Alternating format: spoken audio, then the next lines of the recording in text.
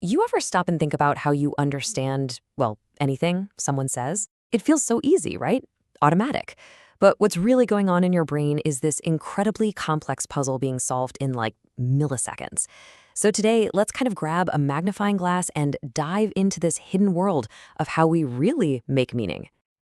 Okay, so check this out. Just two little sentences. Everyone left.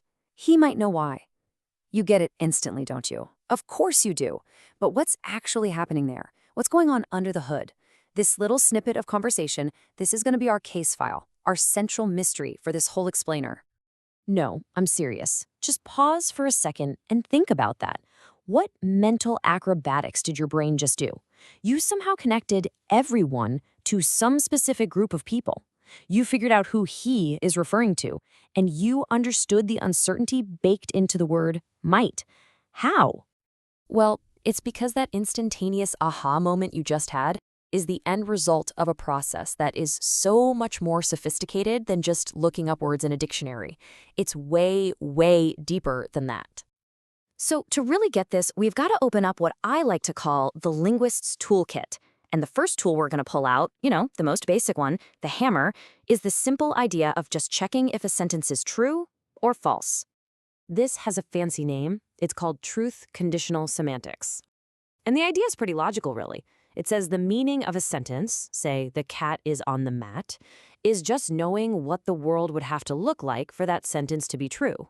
You need a cat and a mat, and the cat would have to be on it. Seems straightforward enough, doesn't it? But, okay, let's try using that hammer on our puzzle. Everyone left. He might know why. Is that true or false? And the answer is, well, you have no clue, right? I mean, who's everyone? Who's he? We just don't have enough information. And bam. Just like that, our simple true or false tool completely falls apart. So why does it fail so hard? It's because language is so much more than just stating facts about the world. It's about interacting with people, it's about managing information, it's about exploring this shared world of possibilities together. And these are the culprits right here. This is exactly why it fails. I mean, language is just loaded with stuff that isn't black and white, true or false. It can be vague. It's totally dependent on the situation. It's filled with questions, commands, possibilities. Our simple little checker it can't handle it. It's out of its league. All right, let's zoom in on one of the biggest troublemakers here, context. This is the idea that the meaning of a word isn't set in stone. It's more like a piece of clay that gets shaped by the conversation you're having and the situation you're in. Okay, let's just pull out that very first word from our puzzle, everyone. Just by itself, what does that word even mean? Think about it.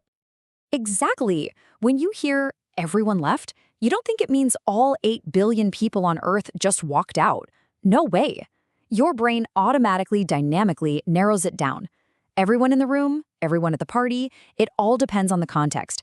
And our poor little true-false tool, it has absolutely no mechanism for doing that. Okay, here's another huge problem for our basic approach. It's a concept called anafora. It sounds complicated, but it's something you do all the time. It's this brilliant little trick language has for linking sentences together, using words like he, she, or it to point back to something we just mentioned. So back to our mystery. He might know why. Who is he? Our brain just knows. We assume he's someone connected to the group, maybe someone who stayed behind. But a system that only looks at one sentence at a time, checking for truth or falsity in isolation, it can't make that leap. The connection is totally lost. It's another complete breakdown. Okay, so our hammer is useless. It's pretty clear we can't build anything with it. So it's time to go back to the toolkit and pull out the real power tools. We need some heavy machinery designed for the messy, dynamic, interactive job of real language. And that brings us to our first power tool, dynamic semantics. And this is a total game changer. It's a huge shift in thinking. The big idea here is that meaning isn't some static fact you check off a list. No, meaning is an action. It's the power a sentence has to actually change the state of the conversation. So picture it like this. Every conversation has this shared whiteboard of information, right? The common ground. When you say a sentence, you're not just describing something. You're walking up to that whiteboard, picking up a marker, and actively updating it. You're adding new info, creating a richer, more detailed picture for the next person to work with. That's how we keep track of who he is from one sentence to the next. All right, so dynamic semantics helps with the he problem. But what about that sneaky little word might? For that, we need to pull out another specialized tool. This one is called modal logic. And it's basically the logic of what if. It's a super powerful way to think and talk about things that aren't just true or false right now, but things that could be true. So think about it this way. That old true-false check is stuck in one place, the real world, right now, what is. But modal logic, it opens up the multiverse. It lets us explore all these other possible worlds. What might be true, what must be true, what we believe to be true. It gives us the language to explore possibilities, and that's exactly what a word like might is doing. Okay, we've seen why the simple tools fail. We've got our new power tools lined up. We're ready. Let's go back to that original mystery and see if we can finally crack this thing open. So here we are again. Everyone left. He might know why. But now, we're not just seeing a string of words on a screen. We're seeing a series of incredibly complex operations. We're seeing meaning being built right in front of our eyes. And here it is, the solution to the puzzle. How do we get everyone? Our brain grabs the context to narrow it down. How do we track he? That's dynamic semantics at work, linking the sentences together. And how do we understand might?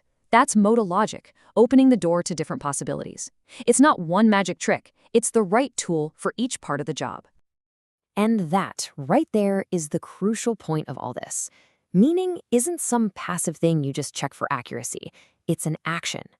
The real magic, the absolute core of communication, is that every single time you speak, you are actively building, updating, and negotiating a shared reality with someone else. You're creating a world together, one sentence at a time.